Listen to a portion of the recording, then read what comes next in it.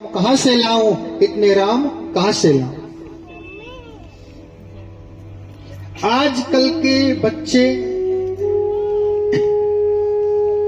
5% 10% ऐसे हैं जो कि माता पिता को आसानी से बोल देते हैं कि तुमने हमारे लिए क्या किया। अभी जवानी का नशा छाया है, बड़े मगरूर रहते हो, जो सच्चा मार्ग है भक्ति का उससे ही दूर रहते हो। माता पिता की सेवा एक प्रकार की भक्ति है। माता पिता की सेवा इस कलयुग में माता पिता 4 बच्चों का पेट भर सकते हैं, परंतु 4 बच्चे माता पिता की सेवा नहीं कर सकते। वृंदावन में जितने आश्रम हैं, आश्रम भरे पड़े हैं वृद्ध माताओं के। बोले कितने बच्चे हैं जिन बच्चों ने माता पिता को घर से निकाल दिया। ये कलयुग का प्रभाव है।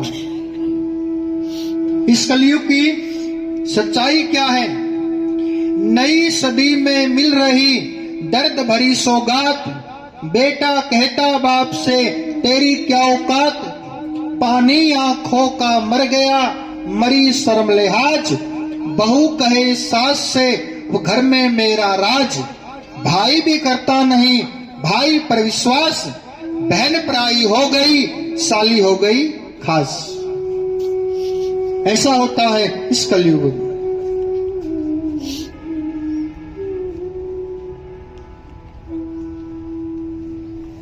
पांडवों के पुत्र राजा परीक्षित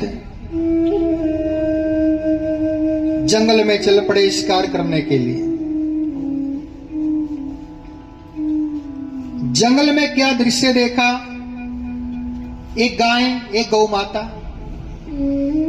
एक बैल, एक काला काला व्यक्ति। बोले काला काला व्यक्ति कौन है? बोले कलयुग। कलयुग ने बैल के 3 पैर काट दिए। 3 पैर काट दिए।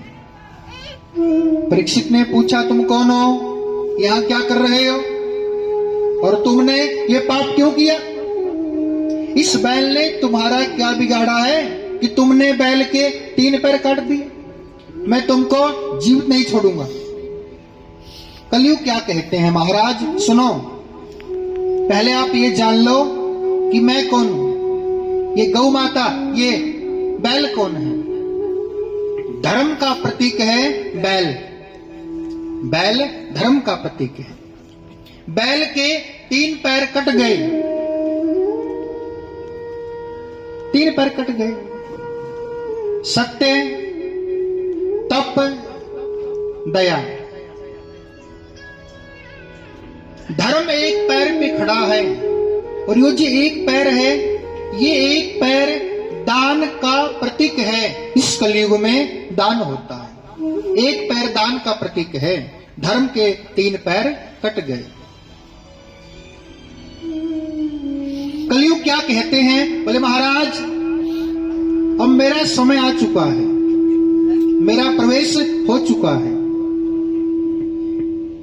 समय के अनुसार सतयुग का समय पूरा हुआ, सतयुग चला गया। सतयुग, त्रेता, द्वापर, तीनों का समय पूरा हुआ, तीनों ही चले गए। अब मेरा प्रवेश हो चुका है, मैं कलयुग हूं।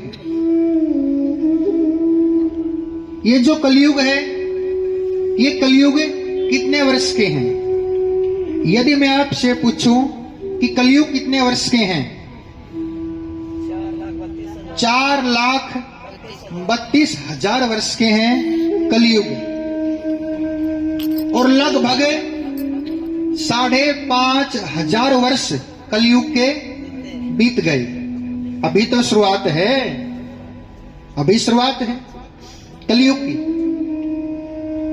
सतयुग कितने वर्ष के थे? सतयुग कितने वर्ष के थे? 17,28,000 वर्ष सतयुग की उम्र है। ये 17,28,000 वर्ष। त्रेता 12,00,000 96,000 वर्ष, 12,96,000 वर्ष ये त्रेता की उम्र है। द्वापर 8,64,000 वर्ष के, ये कलयुग 4,32,000। सतयुग में सत्य बोला करते थे, सतयुग चला गया, सत्य छूट गया। त्रेता में तप करते थे, त्रेता समाप्त हुआ, तप छूट गया। द्वापर में मन में, सबके मन में दया होती थी। द्वापर का समय पूरा हुआ, दया समाप्त हो गई। ये कलयुग है। कलयुग ने अपने आप को 4 भागों में बांट दिया। अब ये 4:32 है, 4:32 को 4 भागों में बांट दो तो एक भाग में कितना आएगा? 1,08,000। ये कलयुग का पहला भाग है। तो ये कलयुग का जो पहला भाग है, कलयुग क्या कहते हैं कि मेरे पहले भाग में व्यक्ति 100 साल का है। दूसरे में व्यक्ति की उम्र होगी 50 वर्ष। तीसरे में व्यक्ति की उम्र होगी 25 वर्ष। और जो चौथा स्थान है, भाग लगा लो, उसमें व्यक्ति की उम्र होगी 12.5 वर्ष। टोटल उम्र 12.5 वर्ष। ऐसा कलयुग आएगा कि 8 वर्ष का व्यक्ति नाना और दादा बन जाएगा। ऐसा घोर पाप होगा, सब पशु के बराबर, पशुओं के बराबर। पता ही नहीं चलेगा बोले माँ कौन है, बहन कौन है, बोले बेटी कौन है। ऐसा घोर कलयुग आएगा। उस समय भगवान का कल की अवतार होगा। पाप और पापियों को मिटाने के लिए कल की अवतार होगा। 23 अवतार भगवान के हो चुके हैं। 24वां अवतार होगा कलयुग, कल की अवतार। इस कलयुग में, कलयुग के लास्ट में कल की अवतार होगा भगवान, पाप और पापियों को मिटाने के। तो परीक्षित क्या कहते हैं? बोले तुम में अच्छाई क्या है? तुम्हारे अंदर अच्छाई क्या है, बुराई क्या है? और क्या बताएं? बोले कलयुग तो बुराइयों के भरे पड़े हैं। तो परीक्षित ने कलयुग को रहने के लिए 4 स्थान दिए,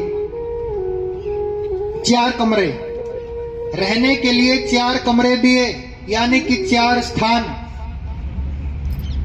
बोले जहां मद्यपान करते हो वहां कलयुग का प्रवेश है। जहां पर गंदे कर्म होते हो, गंदा कार्य होता हो, वहां कलयुग का प्रवेश है। जहां जुआ खेलते हैं वहां कलयुग का प्रवेश है।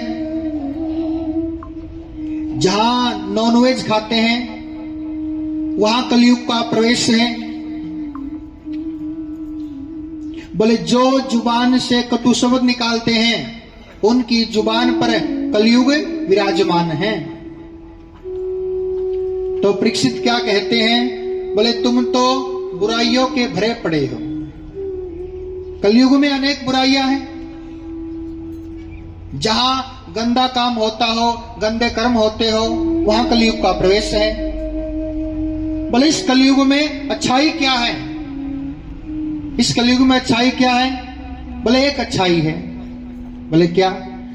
कलयुग केवल नाम आधार, सुमेर सुमेर नर उतर ही पारा। बोले कलयुग में एक अच्छाई है। इस कलयुग में भगवान के नाम से ही कलयुग के व्यक्ति का कल्याण हो जाता है। इस कलयुग में भगवान अपने भक्तों पे जल्दी कृपा करते हैं। भक्तों की भक्ति से भगवान जल्दी प्रसन्न होते हैं। ये इस कलयुग में अच्छाई है। तो परीक्षित क्या कहते हैं? बोले तुम्हारे अंदर एक अच्छाई है, इसलिए तुम एक स्थान मांग सकते हो, कुछ मांग लो। तो कलयुग ने क्या मांगा? सोने में वास। एक अच्छाई है, तो एक अच्छाई के बदले में कलयुग ने क्या मांग लिया? सोने में वास। अब राजा लोग क्या पहनते हैं? सोने के मुकुट। अब कलयुग ने क्या किया? उस मुकुट में प्रवेश किया। जिस मुकुट को राजा परीक्षित ने पहना हुआ है, उसी मुकुट में कलयुग ने प्रवेश किया। और जैसे मध्य में प्रवेश किया, कलयुग ने परीक्षित की बुद्धि को घुमा दिया। विनाशकाली विपरीत बुद्धि। और परीक्षित ने एक संत का अपमान किया। संत कौन है? समीक ऋषि, जो कि तप कर रहे हैं, तपस्या कर रहे हैं। उनसे क्या कहते हैं? बोले ढोंगी पाखंडी, ढोंग कर रहे हो तुम, ये ढोंग कर रहे हो। बोले संत के गले में एक सर्प को पहना दिया, संत का अपमान किया।